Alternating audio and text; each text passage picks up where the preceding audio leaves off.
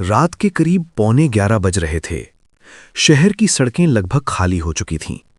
हल्का सा ठंड का एहसास और हवा में एक अजीब सी खामोशी थी।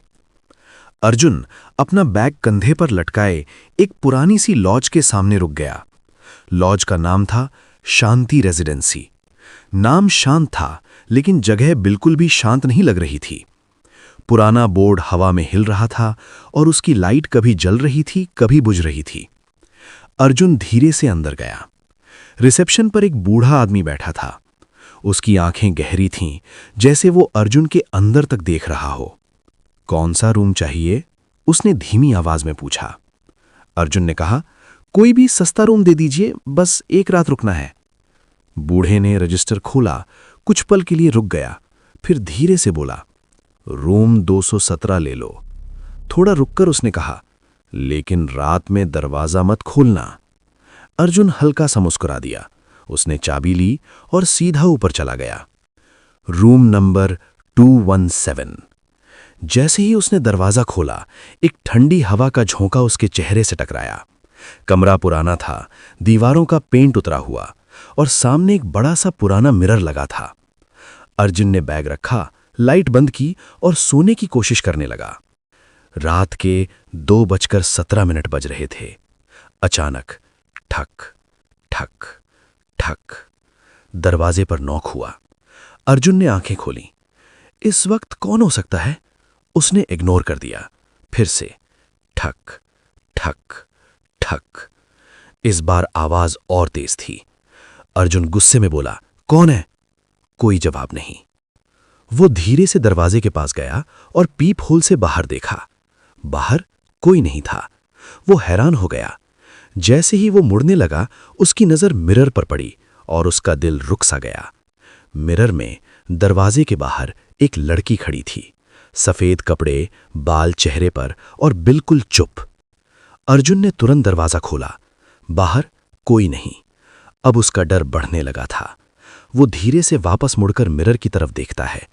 इस बार वो लड़की उसके पीछे खड़ी थी। उसकी आंखें पूरी काली थीं और चेहरा जला हुआ।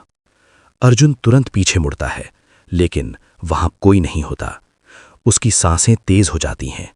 तभी उसका फोन वाइब्रेट करता है। स्क्रीन पर लिखा था, अननोन नंबर। अर्जुन डर के साथ कॉल उठाता है। हेलो?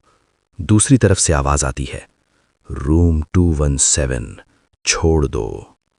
अर्जुन घबराकर पूछता है, कौन हो तुम? आवाज धीरे से कहती है, मैं यहीं रहती हूं। और कॉल कट जाता है। अब अर्जुन का डर पैनिक में बदल चुका था। उसने तुरंत अपना बैग उठाया और दरवाजा खोलकर बाहर भागा। कॉरिडोर पूरा अंधेरा था। लाइट्स ब्लिंक कर रही थीं और दूर के एंड पर वही लड़की खड़ी थी, इस बार और करीब। वो धीरे धीरे अर्जुन की तरफ बढ़ने लगी। अर्जुन भागने लगा, तेज और तेज, लेकिन कॉरिडोर खत्म ही नहीं हो रहा था। वो दौड़ता रहा और फिर अचानक वो वापस रूम नंबर 217 के सामने खड़ा था। दरवाजा अपने आप खुल गया। अंदर से आवाज आई, तुम यहां से जा नहीं सकते। अर्जुन धीरे से अंदर गया और जो उसने देखा, उसके होश उड़ गए। जमीन पर उसका खुद का डेड बॉडी पड़ा था।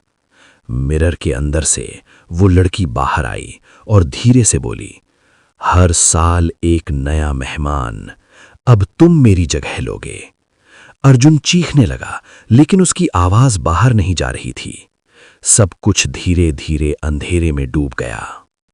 अगली सुबह पुलिस लॉज में खड़ी थी।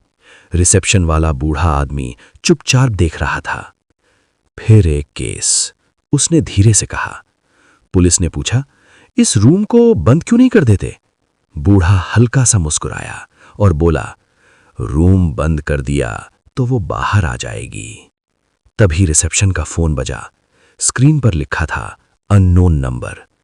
बूढ़े ने कॉल उठाया। कुछ पल चुप रहा, फिर उसके चेहरे पर अजीब सी मुस्कान आ गई।